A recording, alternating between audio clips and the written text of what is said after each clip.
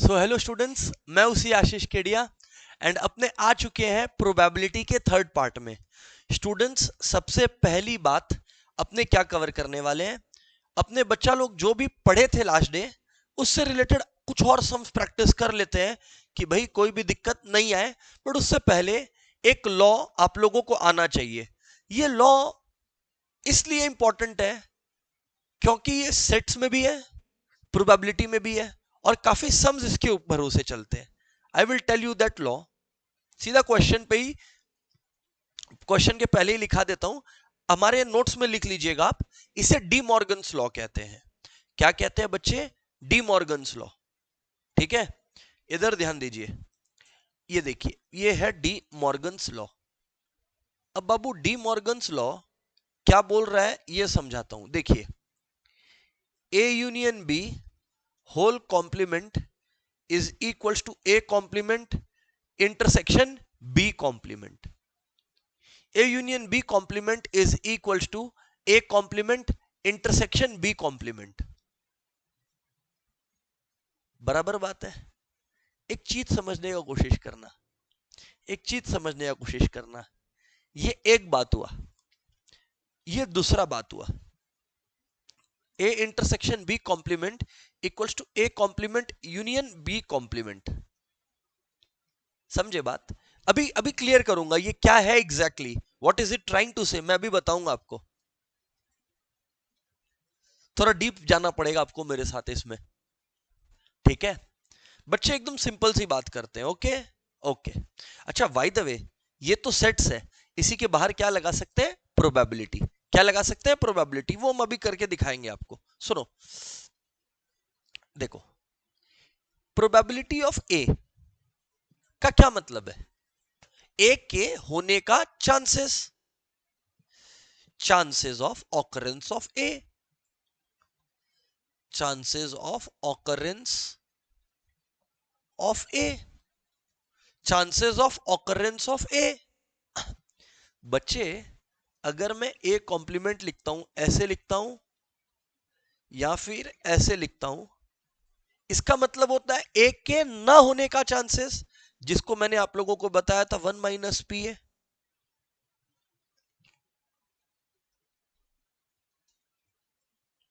बराबर बात है, बराबर बात है। अब एक चीज समझिए, आप लोग लास्ट 2 क्लास अगर कंसिस्टेंटली किए हो, ये बात आपको याद हो रहा होगा कि सर ने बोला था एटलीस्ट ए होगा, बी होगा, ए और बी विल ऑकर। तो सर ने आपको क्या बोला था? ए यूनियन बी। एटलीस्ट का मतलब यूनियन, भूल गए? कोई बात नहीं, एटलीस्ट का मतलब यूनियन। यहां पे प्रोबेबिलिटी भी लिख देता हूं, क्या फर्क पड़ता है। एटलीस्ट ए और बी विल ऑकर मतलब probability of A union B. तो अब सवाल है, ये एटलीस्ट है तो none, none will occur, none will occur का मतलब है neither A nor B. None will occur मतलब ना ए होगा ना बी होगा। थोड़ा सोचिएगा, डीप थिंकिंग कीजिएगा, एआई के ऊपर उसे मत रहिएगा। नन विल ऑकर मतलब ना ए होगा ना बी होगा। ठीक है, अब जो बोलने वाला हूं वो सोचिएगा। अगर हम लोग वन होती है टोटल प्रोबेबिलिटी, वन में से हम लोग ए यूनियन बी अगर डिडक्ट कर दे तो क्या आ जाएगा? P A union B whole complement. यही तो, यही आएगा। तो यही तो मैं समझा रहा हूं। One, total probability one minus at least one will occur equals to none will occur. इसको मैं सम के थ्रू प्रेजेंट कर दूंगा, पर ये बात को थोड़ा थोड़ा समझे क्या। कोई चीज के एकदम ना होने की प्रोबेबिलिटी, ना ए होगा ना बी होगा, तो पहले ये निकाल लो कि क्या तो ए या तो बी या दोनों, उसकी प्रोबेबिलिटी निकाल लो। उसकी प्रोबेबिलिटी 0.7 है कि क्या सिर्फ ए हुआ या सिर्फ बी हुआ या दोनों हुआ। तो अगर वो 0.7 है, 1 में से 0.7 में डिडक्ट कर दूं, कितना आता है? 0.3 आता है, मतलब कुछ भी नहीं होगा, कुछ भी नहीं होगा। अंडरस्टूड है सर? राइट सर, अंडरस्टूड है sir. 1 minus at least 1 equals to none.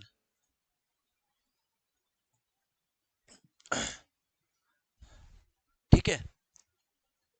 The independent probabilities, अभी ये जो बात है इसको मैं एक्शन में लेके आता हूं।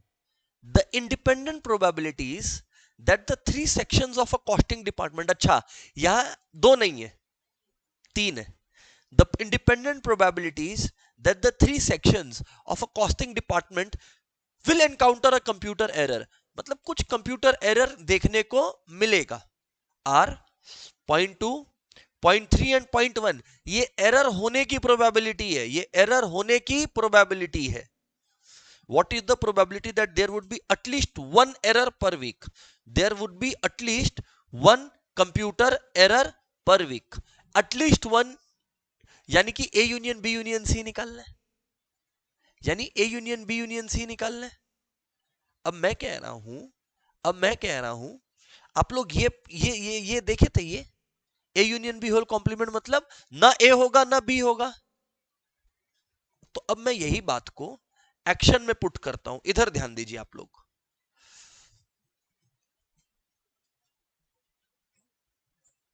अब मैं यहां पर यही बात को एक्शन में पुट करता हूं।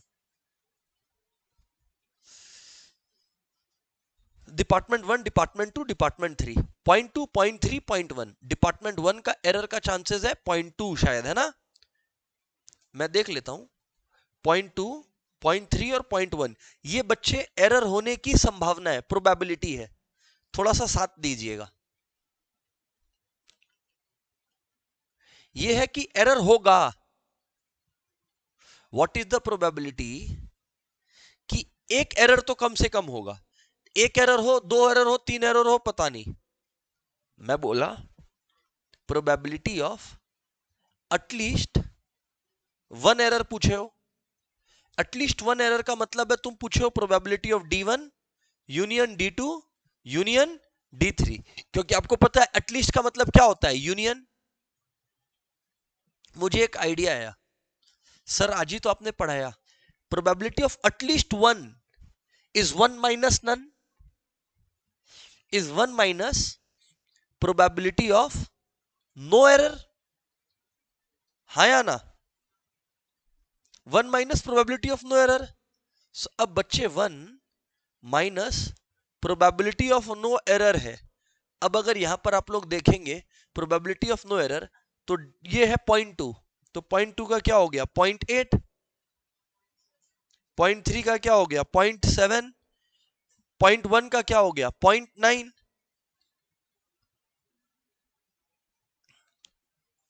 अगर ये बात है तो 0.8 इंटू 0.7 इंटू 0.9 और 1 से माइनस कर देंगे तो 0.496 आ जाएगा। कितना आ जाएगा बताइए? 0.496, या इसको आप 0.50 भी बोल सकते हैं। Probability of at least 1 error, probability of at least 1 error.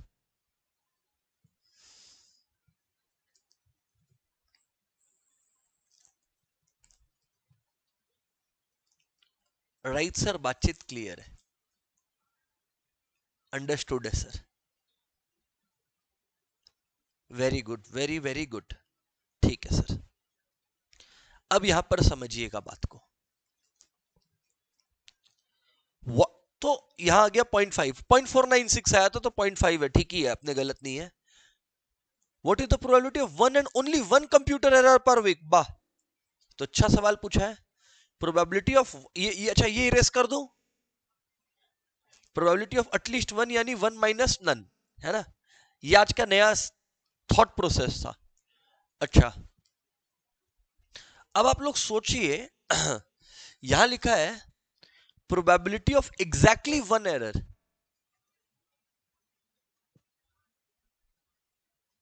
Probability of exactly 1 error is equals to exactly one error is equals to, exactly एक एरर हुआ है।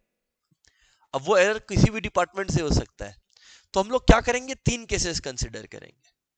बीच में मैं प्लस लिख देता हूं, क्योंकि आपको याद होगा जब भी अलग केस होता है बीच में प्लस आता है।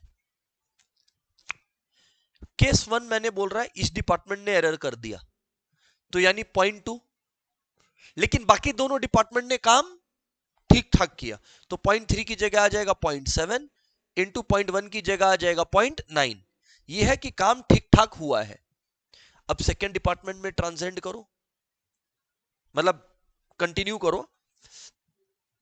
अब आप देखो, अब पहले डिपार्टमेंट में सब ठीक चला, पर अब गलती किस डिपार्टमेंट में हुई, दूसरी वाली डिपार्टमेंट में 0.3, और तीसरी डिपार्टमेंट में सब ठीक है 0.9। एंड आखिरी बात, अब मिस्टेक हुआ है इस डिपार्टमेंट से, तो इंटू 0.1, बाकी दोनों ठीक है, तो 0.8 इंटू 0.7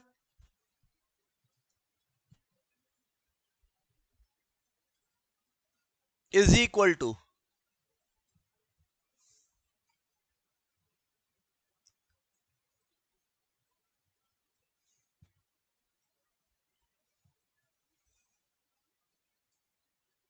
चलिए फटाफट बताइए क्लास।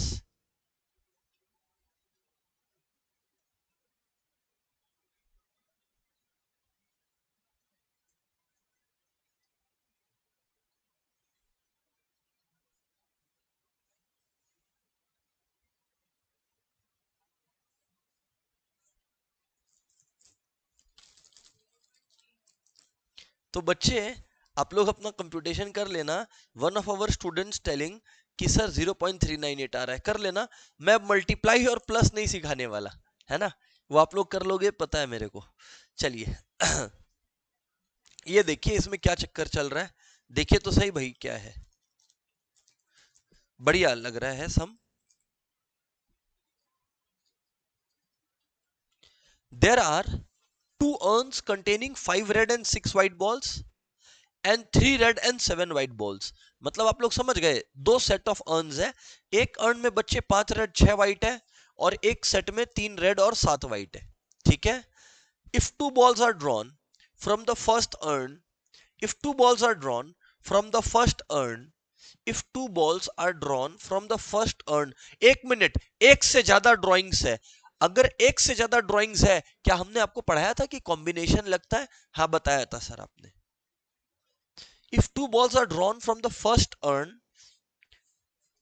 without replacement, मतलब ये डिपेंडेंट इवेंट हो गया। विदाउट रिप्लेसमेंट मतलब मैंने बॉल निकाला पर दोबारा उसमें डाला नहीं, and transfer to the second urn, 2 ball निकाले और सेकेंड अर्न में डाले, एंड फिर सेकेंड अर्न से 2 बॉल निकाले, एंड फिर सेकेंड अर्न से 2 बॉल निकाले, तो क्या प्रोबेबिलिटी है कि जो दोनों बॉल ड्रॉन थे वो क्या थे, रेड थे। हमने कहा यार बहुत सिंपल है, बहुत सिंपल है, यहां पर समझना पहले। 3 बातें हो सकती है क्लास, 3 बातें हो सकती है बच्चे। इस अर्न से आप इस अर्न में, मैं बीच में एक पार्टीशन बनाया हूं, दिख रहा है, मैं इस अर्न से इस अर्न में केस नंबर ए में हो सकता है 2 रेड बॉल ट्रांसफर कर रहा हूं, या फिर हो सकता है 1 रेड 1 व्हाइट, या फिर 2 व्हाइट। इन तीनों ही केसेस में इस अर्न में जो रेड और व्हाइट का संख्या होगा, काउंट होगा, वो अलग होगा। तो केस बाय केस कंसीडर करेंगे बात को, है ना। हाँ सर, अच्छा। And what is the probability that both the ball drawn are red? ठीक है, कर लेगा कर लेगा कर लेगा। सुनो यहां पर सबसे पहले आर इज द प्रोबेबिलिटी, तुम लोग लिख लो, R is the probability red ball is transferred, red ball is transferred, या तुम ऐसे बोल सकते हो कि red ball is drawn, red ball is drawn. Okay, अब सुनो, ट्रांसफर्ड भी बोलता तो एकदम ठीक ही होता। क्लास अब इधर सुनो बच्चे, इसमें कितने बॉल्स है, केस ए खाली बोल रहा हूं मैं तो केस टू केस बी पढ़ा ही नहीं रहा तुमको। दो रेड बॉल गए बच्चे, तो बच्चे दो रेड बॉल पहले आप ट्रांसफर करिए ना, यानी 5C2 आउट ऑफ 11C2, क्योंकि 11 बॉल है, तो ये आपने पहले ट्रांसफर किया। अब आप उसमें से रेड बॉल उठाओ, तो अब इसमें रेड बॉल कितने हैं, 5 है, 3 नहीं है, 2 रेड बॉल ट्रांसफर हो गया, तो अब आपको दिख कितना रहा है, 5। Am I correct class? Right sir, बात सही है। तो यानी कि इनटू 5C2 बाई 5 + 7 कितना होता है, 12C2। केस ए लिख लो, case A, both red balls, both red balls, both red balls।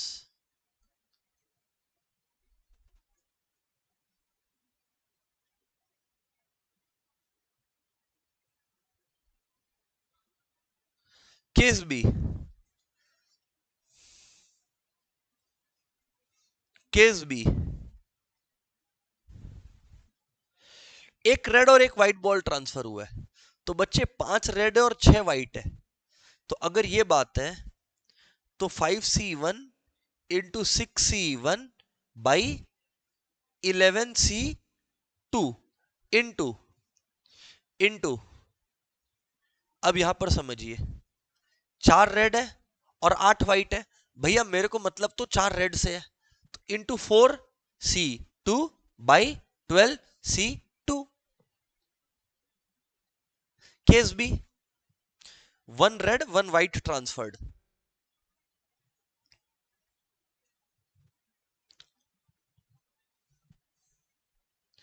Case C, both white are transferred. अब क्लास समझिए, बोथ व्हाइट आर ट्रांसफर्ड। अब इधर समझने का प्रयास करिए, अगर दोनों व्हाइट है तो ये 6 है, 6C2 बाई 11C2। अच्छा, अब उधर 2 बॉल गया तो उधर हुआ तो 12C2 ही है, पर वहां पे रेड कंसिडर करो 3 है, तो 3C2, क्योंकि हमको उठाना तो रेड ही है। अंडरस्टूड है क्या? अच्छा, 3 केसेस है, आपस में कौन सा साइन लगेगा, बीच में क्या साइन लगेगा, जब भी केस सेपरेट होता है प्लस लगता है। सर क्या आप हम लोगों को कंप्यूटेशन में हेल्प कर देगा एक बार? बिल्कुल कर देता हूं। पहला केस कराऊं, मैं एक एक करके हर केस कराता हूं, ओके, गिव मी टाइम। पहला था 5C2 बाई 11C2, देख लो आप लोग, वर्किंग देख लो पूरा, 5C2 by 11C2 into 5C2 by 12C2।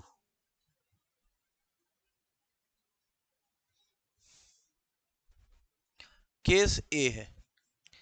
तो अब अगर यहां पर आप लोग ध्यान देंगे, 5C2 है बच्चे, 5C2 क्या होता है, 5 into 4 by 1 into 2 whole divided by 11C2 क्या है, 11 into 10 by 1 into 2, half half गया। फिर into 5C2 by 12C2, 5 into 4 by 1 into 2 by 12 into 11 by 1 into 2, 1 into 2 1 into 2 गया, यानी कि 5 into 4 by 11 into 10 into 5 into 4 by 12 into 11। अभी ठीक कर रहा हूं। अच्छा, कॉम्बिनेशन का ये ट्रिक तो याद है ना आप लोगों को, कि 5 से 2 बार कूद जाओ, बाई हाफ बाई 1 इंटू 2, 2 तक जाओ। सही है sir,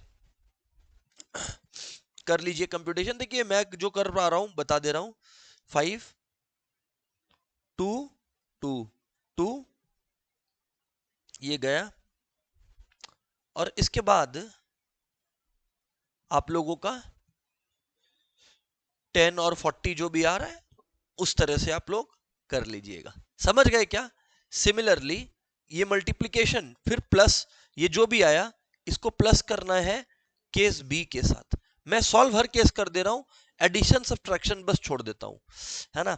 5C1 into 6C1 by 11C2, एक minute, 5C1 into 6C1 by 11C2 into क्या था भाई, 4c2 बाई 12c2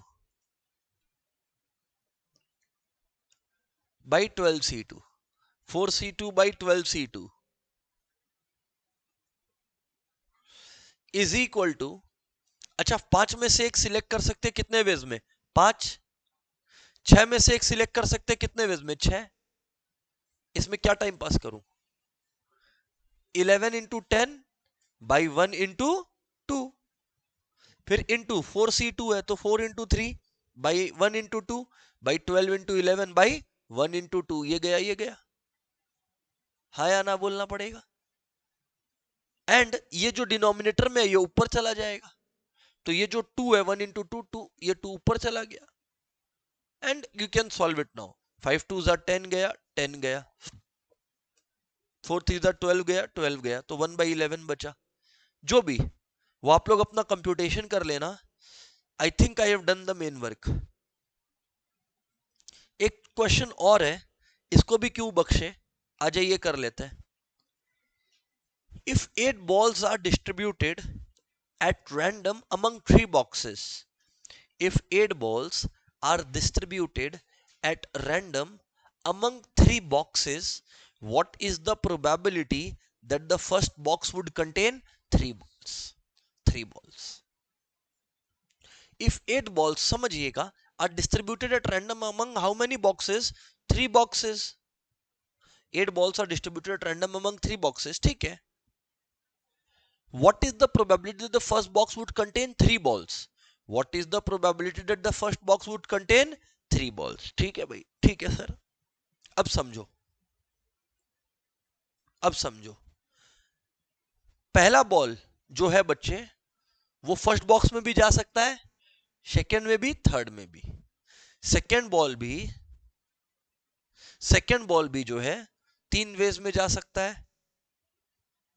तो अब एक बात समझना आप लोग, thus the first 2 balls can be distributed in 3 squares way, क्योंकि पहला बॉल के पास भी 3 एड्रेस है, दूसरा बॉल के पास भी 3 एड्रेस है, ऐसे करते करते 8 बॉल है, हर बॉल के पास कितना रास्ता है, 3।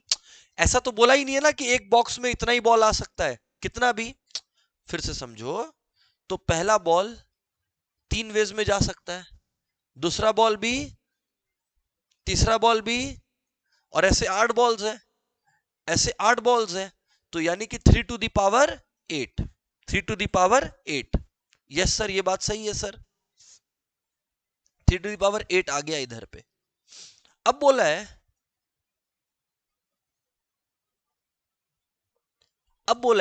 तो यहां पे 3 टू द पावर 8 पॉसिबिलिटीज आ गया।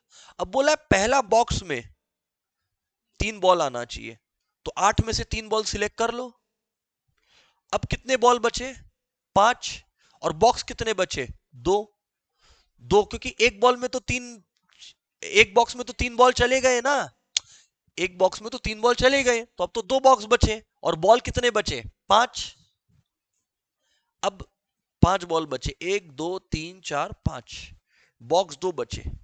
फिर से ये 2 तरीके से, ये भी 2 तरीके से, ये भी 2 2 टू द पावर 5, ये आ गया आपका प्रोबेबिलिटी। वेरी इंपॉर्टेंट क्वेश्चन, क्योंकि एमसीक्यू में है, थोड़ा सा कॉम्प्लिकेट कर सकता है।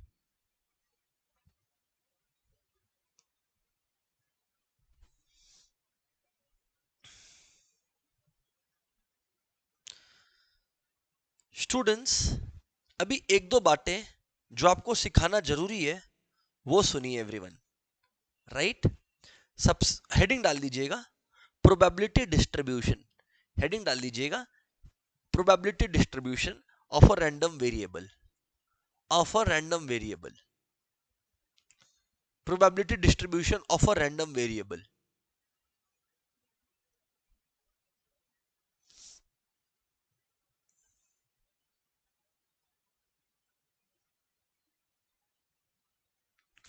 अब आप लोग बात को सुनिए, आप लोग ध्यान से एकदम।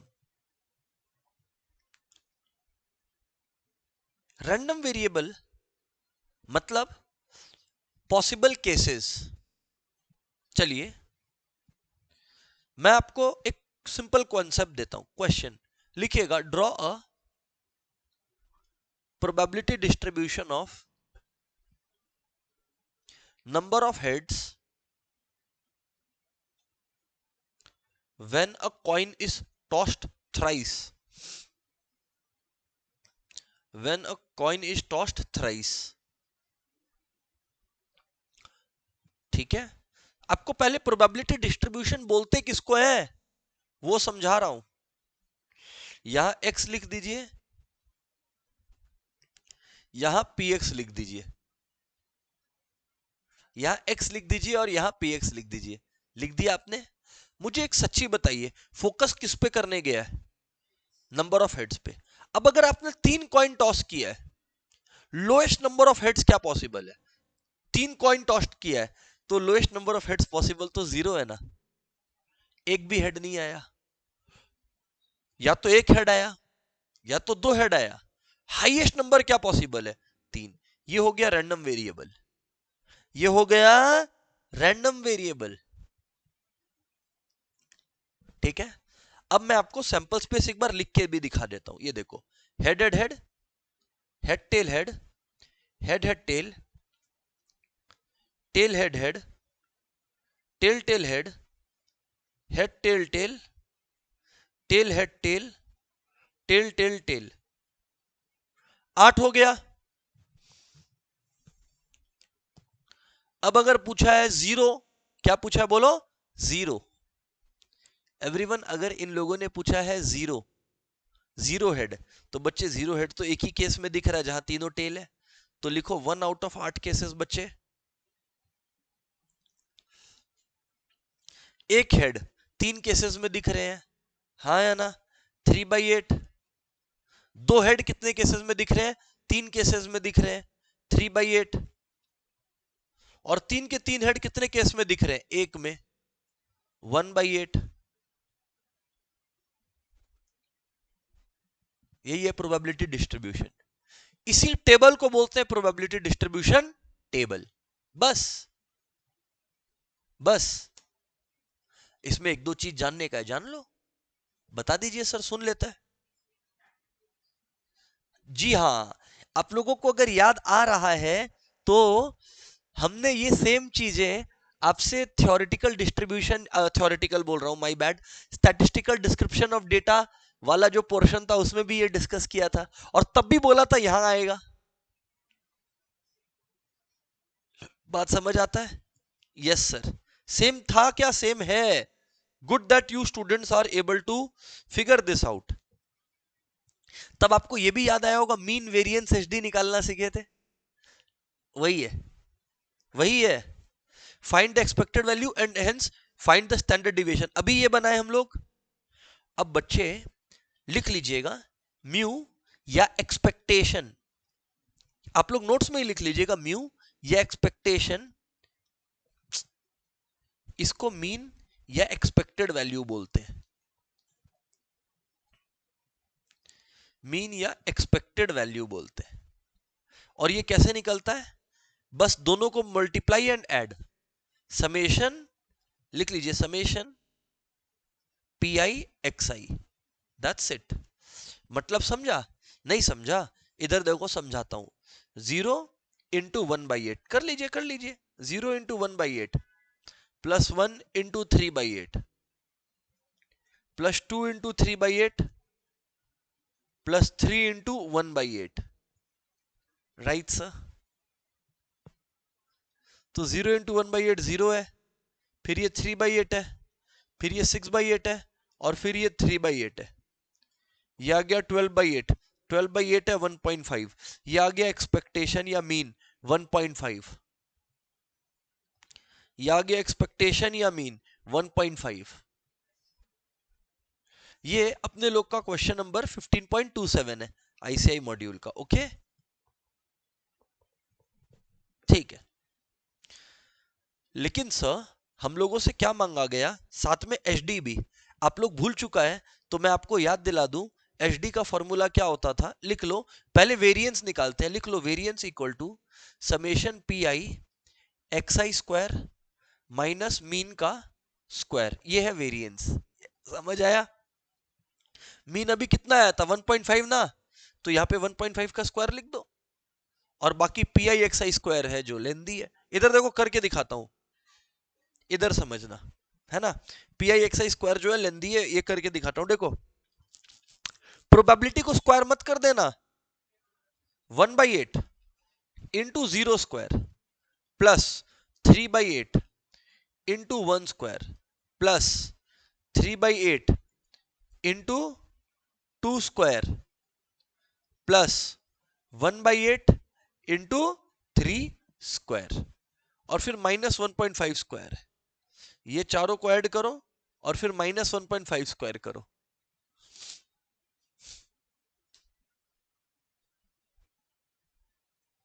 देखो ये तो 0 आ ही गया, हटाओ, 3/8 आ गया, प्लस 4 इंटू 3 12,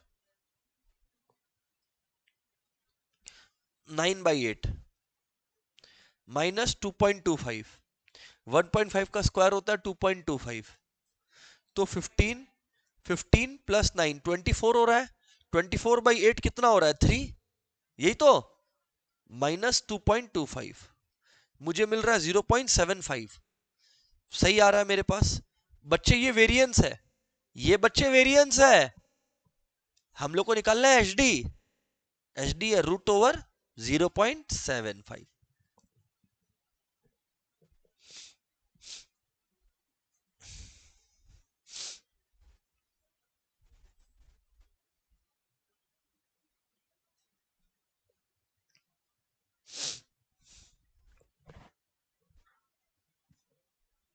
ठीक है,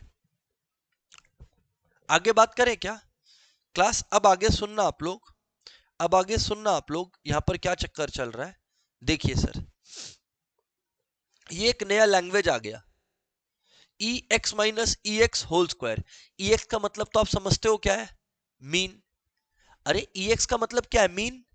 थोड़ा फील करिए बात को, यानी जो भी वैल्यू गिवन है एक्स का, उसमें से हम लोग को मीन को माइनस करना है, फिर उसका स्क्वायर का एक्सपेक्टेशन निकालना है। समझाता हूं कैसे होगा।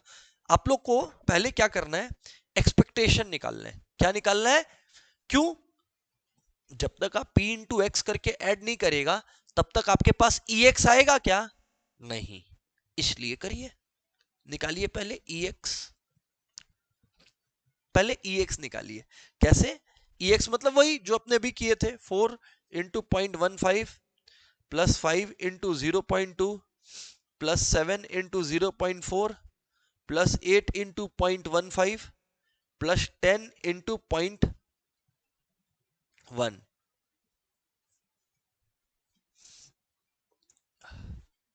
आप लोग ये किए क्या?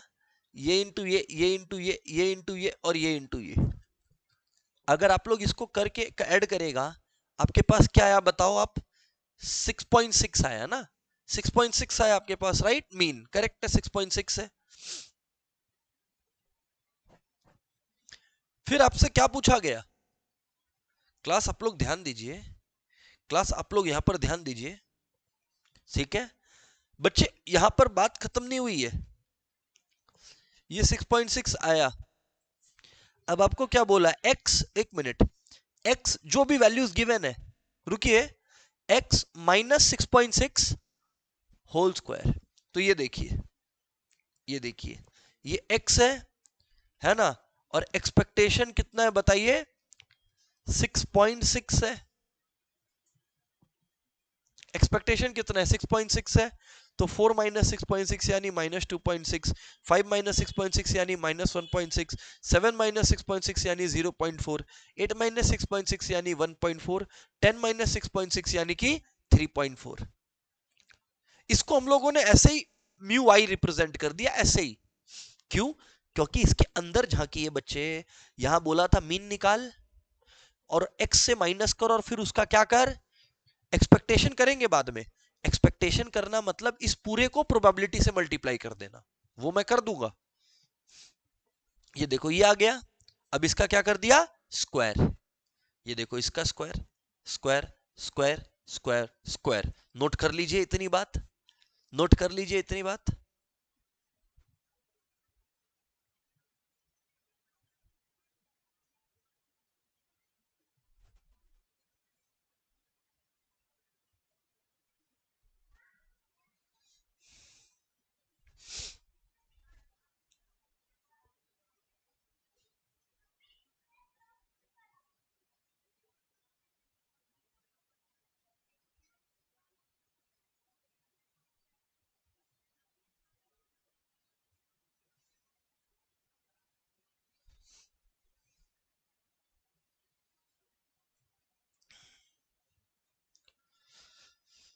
हो गया। अब बच्चे यहां पर समझिएगा, ये हो गया म्यू स्क्वायर। क्यों? अंदर झांकिए, अंदर झांकिए इसके, देखिए x का वैल्यू माइनस मीन उसका स्क्वायर, और ये बाहर में e है, इसका इंपैक्ट कैसे दोगे? e का इंपैक्ट देना है मतलब प्रोबेबिलिटी मल्टीप्लाई कर दो। मतलब नहीं समझे? मतलब ये जो भी आया ये स्क्वायर तक हो गया, पर अभी तक e का इंपैक्ट लगा क्या? बाहर ही था। नहीं समझे? ये क्या है बच्चे? ये क्या है? ये है x माइनस ई एक्स का स्क्वायर। पर आप लोग भूल गया क्या बाहर क्या लगा था? e। इस e का इंपैक्ट देने के लिए इसको प्रोबेबिलिटी से मल्टीप्लाई कर दो। e लिखा है मतलब प्रोबेबिलिटी से मल्टीप्लाई कर दो। कर दिया और ऐड कर दो, बस दैट्स इट। 3.040 आ गया, 3.040 आ गया आपका, 3.040 आ गया। अरे अंडरस्टूड है क्या? अब सवाल में एक चीज और था जो हम लोगों ने नहीं किया। इन लोगों ने क्या पूछा? Variance of 3x minus 4। अब 3x माइनस 4 को हम लोग y ही मानेंगे, क्योंकि ये तो हम लोग यहां पे इस डेटा से वेरिएंस ऑफ x निकाल सकते हैं। तो मैं कह रहा हूं y equal to 3x minus 4, हाँ या ना? अगर y 3x माइनस 4 है, वेरिएंस वाले चैप्टर में आप पढ़े थे कि जो वेरिएंस ऑफ y होता है, वेरिएंस ऑफ y होता है वो यहां पर जो इसके साथ जो कांस्टेंट रहता है, इसके साथ जो कांस्टेंट रहता है, x के साथ कौन है? 3 है। तो 3 स्क्वायर, 3 स्क्वायर, 3 स्क्वायर है, हाँ या ना बोलो? 3 स्क्वायर है और वेरिएंस ऑफ x है, ये लिख लीजिए पहले। तो variance of y equals to 9 into variance of x। Variance of y equals to 9 into variance of x।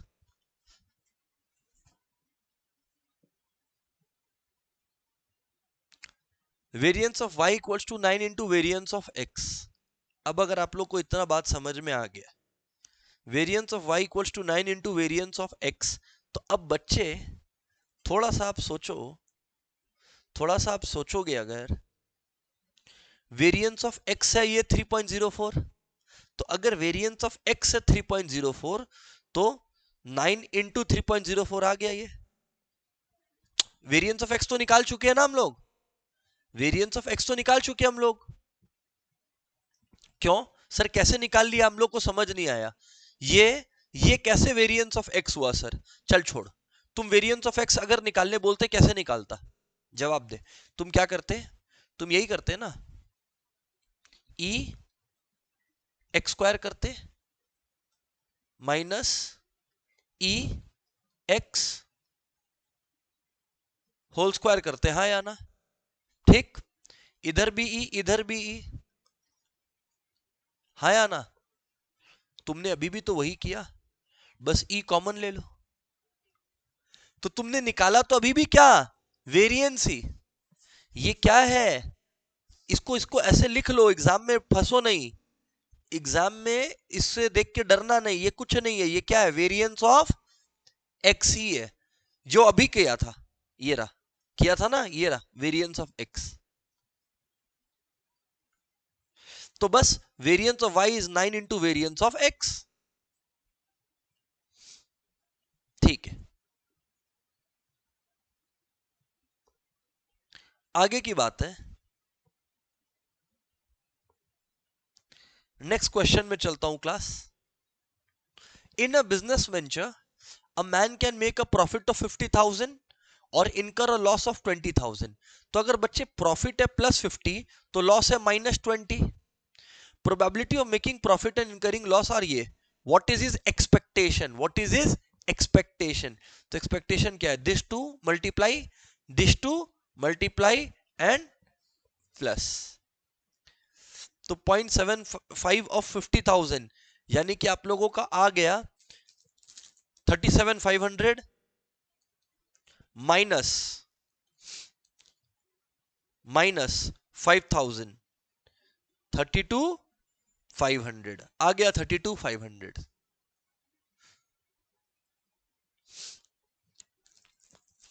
आगे देखते हैं। Moidul draws 2 balls from a bag containing 3 white and 5 red. Containing how many white? 3, 5 red balls. अच्छा, 2 ball निकालता है मतलब combination का सम है। पक्की बात है कॉम्बिनेशन का सम है। He gets ₹500 if he draws a white ball, 200 if he draws a red ball. What is his expectation? What is his expectation? दोनों व्हाइट हो सकता है, एक व्हाइट एक रेड, या दोनों red. If he is asked to pay ₹400 for participating, would he consider it a fair game and participate? पहले उसके एक्सपेक्टेशन देख लेते हैं और उसके बाद बताएंगे उसको कि पार्टिसिपेट कर या मत कर। पहले तो हम लोग बोलेंगे बोथ वाइट। तो 3 + 5 8C2, बोथ वाइट यानी 3C2 by 8C2। बच्चे ये क्या हो गया?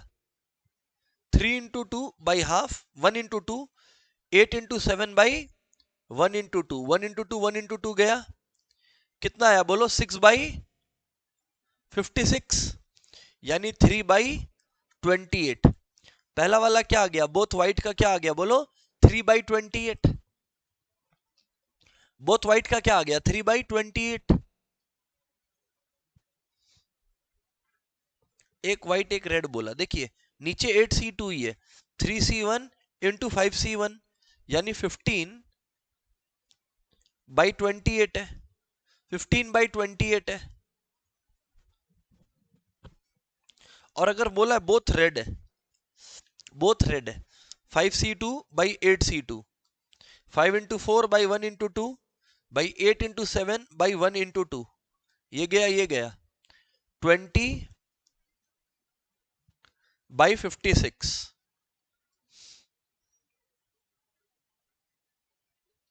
यस और नो सर?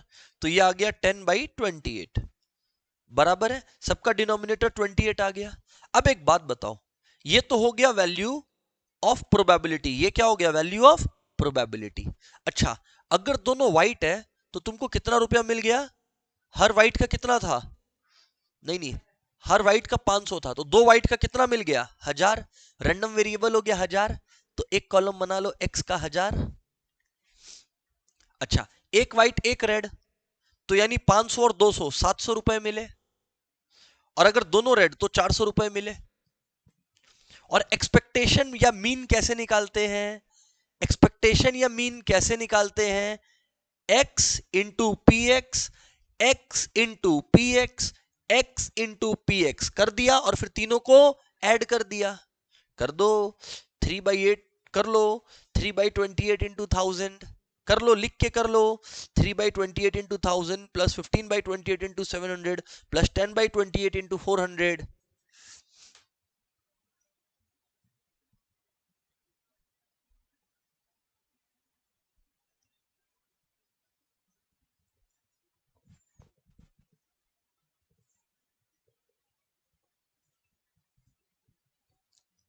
बराबर बात है क्या? राइट्स। सो अब अगर आप लोग इसको करोगे तो 625 आ रहा है, मतलब ऑन एन एवरेज वो कितना रुपया जीत के जाएगा? 625। और उसको पार्टिसिपेट करने का देना कितना पड़ रहा है? 400। तो फेयर गेम है। जीतने का चांसेस अगर ज्यादा है तब तो वो फेयर गेम है, क्यों नहीं खेलेगा? खेल।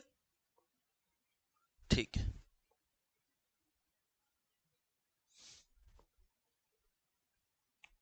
अब ये देखो, ऐसे क्वेश्चंस बड़े फेमस है। ये देखिएगा क्वेश्चन है ना, इजी है। एक बात बताइए, सम टोटल ऑफ प्रोबेबिलिटी कितना होता है? जितनी भी चीजों की प्रोबेबिलिटी है उसका टोटल हमेशा क्या आ सकता है? 1। सम टोटल ऑफ प्रोबेबिलिटी 1 होता है। चलो, a random variable x has following distribution. हम बोले भाड़ में जाइए सब बात, लिख लो, sum total of p x is always equal to 1। Sum total of p x is always equal to 1। अगर sum total of p x is always equal to 1, so बच्चे फिर बात कहां रुकी?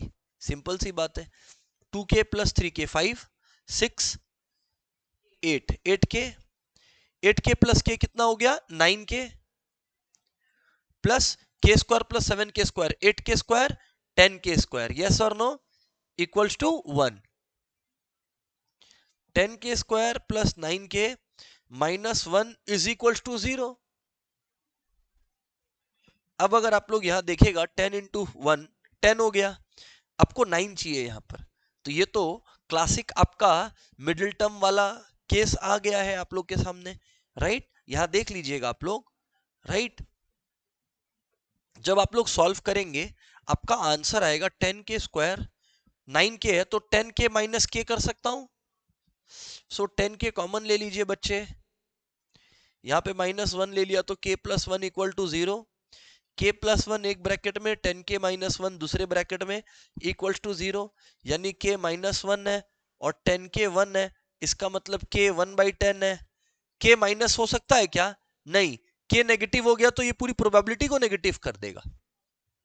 k 1/10 आ गया तो लिख लो therefore k equals to 1/10, k equal to 1/10 कर दिया। अब देखो सवाल कितना मजाकिया हो गया, क्या पूछ रहा है देखो ना, k क्या आया 1/10। अब क्या बोला, probability of x less than 3, मतलब x का वैल्यू 3 से कम हो, तो 3 से कम हो मतलब यही दोनों है, जीरो तो काउंट क्या मतलब जीरो ऐड कर लो, 2k प्लस 3k कितना होता है 5k, तो यानी 5k, k का वैल्यू कितना है 1/10, तो 5/10, समझा। लेस देन 3 बोला है तो x का वैल्यू 3 से पीछे देखा हूं, इक्वल टू 3 बोलता तो ये वाला k भी कंसीडर किया होता।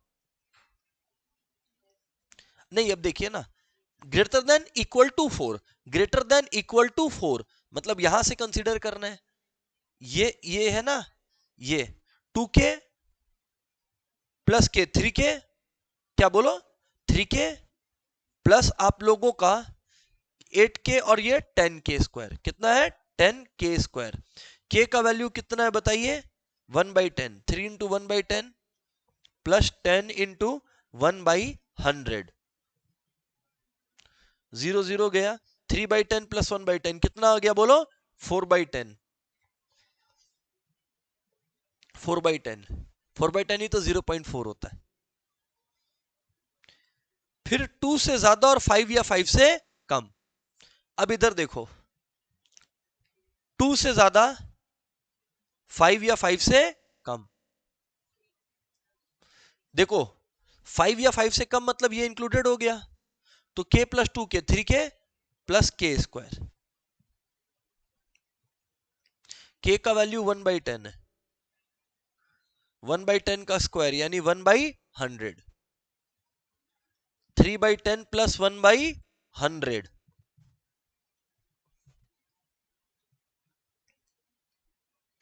31/100,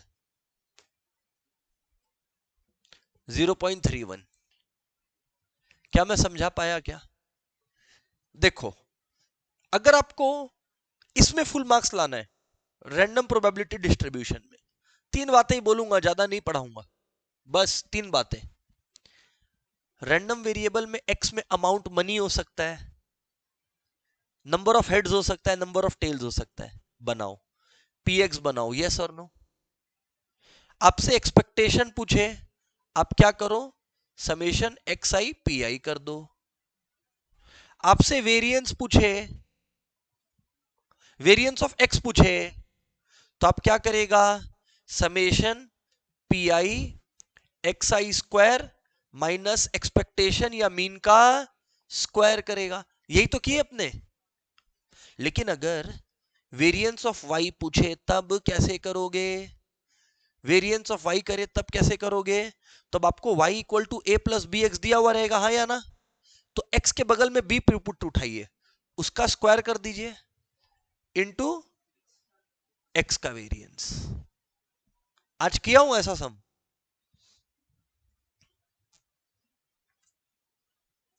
और ये याद रखिए सम टोटल ऑफ प्रोबेबिलिटी कितना होता है, जैसे यहां k का वैल्यू निकालने के काम आया था, k मिसिंग था, आप सबको ऐड कर दिए 1 आ गया। Class with this probability is complete. आप लोग PYQs प्रैक्टिस करिए, मैं भी एक क्लास में करवा दूंगा questions. That's it, goodbye everyone.